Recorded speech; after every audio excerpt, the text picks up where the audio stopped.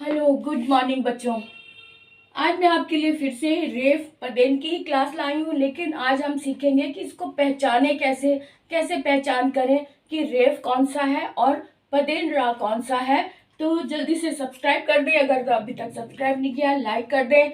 आपको इस तरह के कंटेंट इस चैनल पर मिलते रहते हैं और कमेंट करके मुझे ज़रूर बताना कि आपको ये क्लास कैसी लगी। तो चलो शुरू करते हैं आज की क्लास और माकालिया के साथ। आज मैं लाई हूँ रेफ, रेफ और पदेन।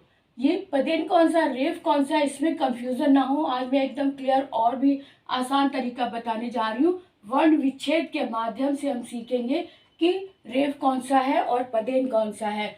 तो हमने वर्ण विच्छेद के लिए हमने इस तरह से हमने एक शब्द को ले लिया और इस तरह से हमने उसको विच्छेद कर लिया वर्णों को। अब देखते हैं कि इसमें कौन कौन से व्यंजन स्वर सहित हैं। पहले हम स्वर सहित वाले व्यंजनों को इकट्ठा कर लें कि कौन से स्वर सहित है। अब जिसमें क में आ लगा है इसका मतलब ये स्वर सहित है।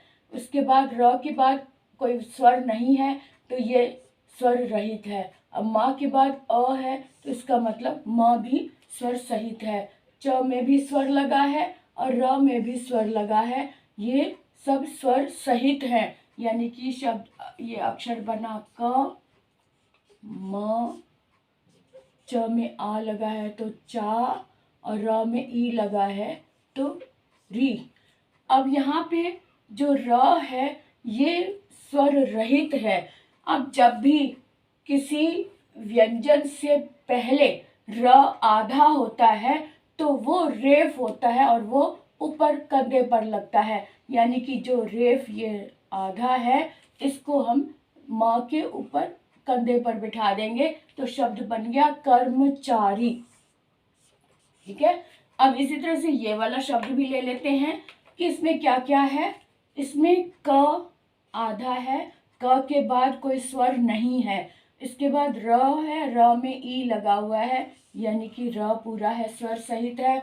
य में भी आ है, स्वर सहित है। श में भी ई है, स्वर सहित है। ल में भी स्वर है तो ल भी स्वर सहित है। अब देखते हैं कि ये शब्द बने क्या क्या अक्षर। र में ई है तो री, य में आ है तो या और श में ई है तो शी और ल में आ है तो ली। यानी कि अच्छा यहाँ पे छोटी ई है तो छोटी ई है तो ये। अब ये क अलग रह गया यानी क आधा है।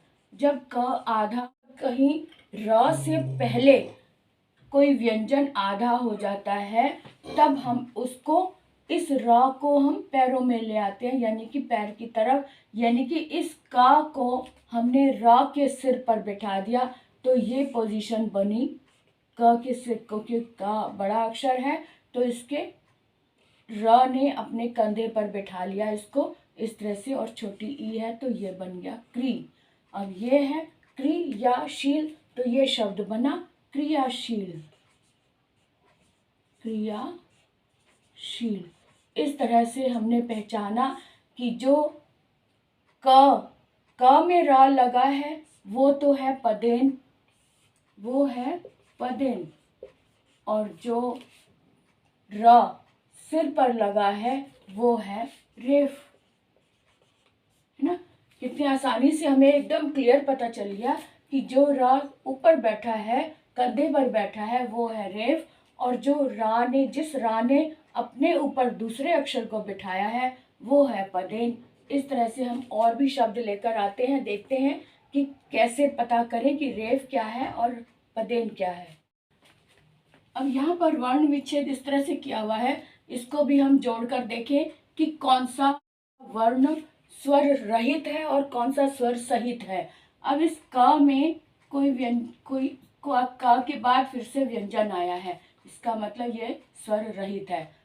इस र के बाद ओ स्वर आया है तो ये स्वर सहित है। इस ध के बाद भी स्वर आया है तो ये भी स्वर सहित है। तो देखते हैं क्या शब्द बना। ये रो बना है, र में ओ तो रो, और ये ध। और इस का को ये का अकेला रह गया, यानी कि ये स्वर रहित है, इसको सहायता की ज़रूरत है। तो र ने इसको सहायता दी और अपने कंधे पर बैठाया। तो इसको हम इस तरह से लिख लेंगे, क को ऊपर करके और नीचे की तरफ र आ गया और उसमें ओ की मात्रा, तो क्रोध हो गया। क्रोध, ये शब्द बना क्रोध। तो क्रोध का जो र है, इसका मतलब ये पदेन है। अब ये भी देख लेते हैं, यहाँ पे त स्वर रहित है, इसमें कोई स्वर नहीं आया हुआ।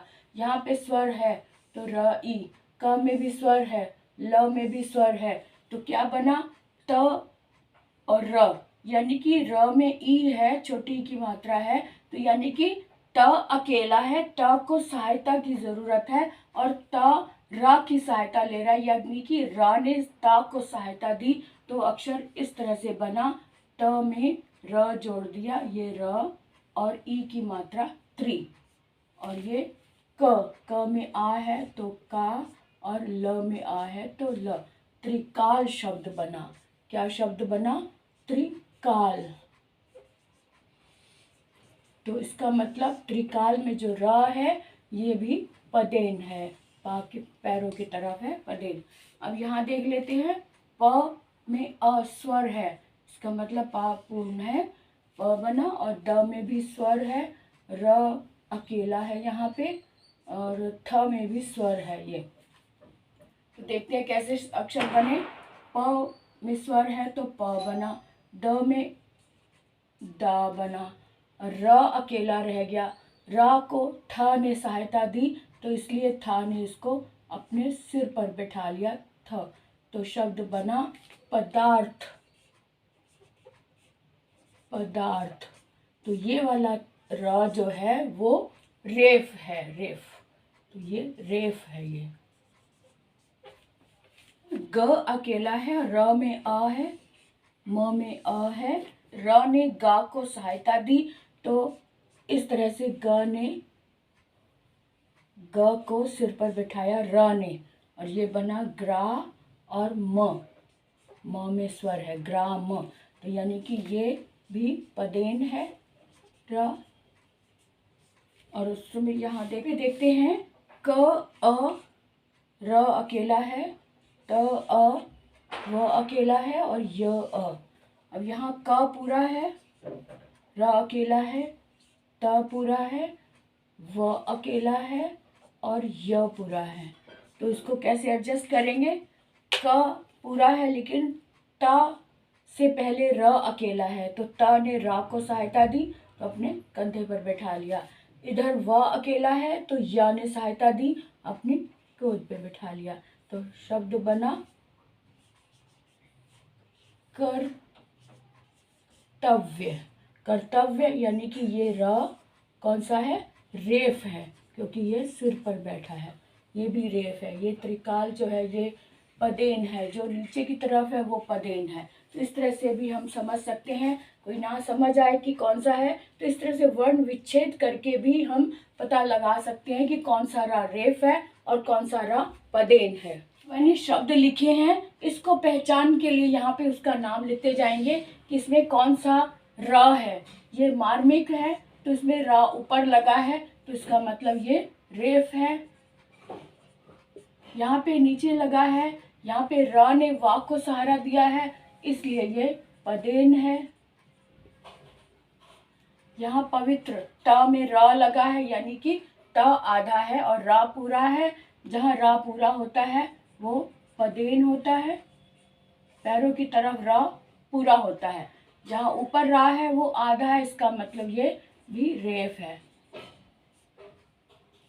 यहाँ पे भी ऊपर है र, ये भी रेफ है। यहाँ भी ऊपर है तो ये भी रेफ है। यहाँ पे ब्रह्म, ब नीचे है तो यहाँ ब आधा है, तो यानी रा पूरा है, तो ये पदेन है। सामर्थ्य में भी रा ऊपर है, तो इसका मतलब ये रेफ है। विद्यार्थी में भी रा ऊपर है, तो ये भी रेफ है। और प्रणाम में र नीचे है, पैरों की तरफ पदेन है, इसका मतलब ये पदेन है। इस तरह से हर तरह से आपको ये बता दिया है कि इसकी पहचान कैसे करें। अब इनकी जितनी हो सके प्रैक्टिस करें और एक शब्द मैं आपको दे रही हूँ, आप उनका उत्तर मुझे बताएं।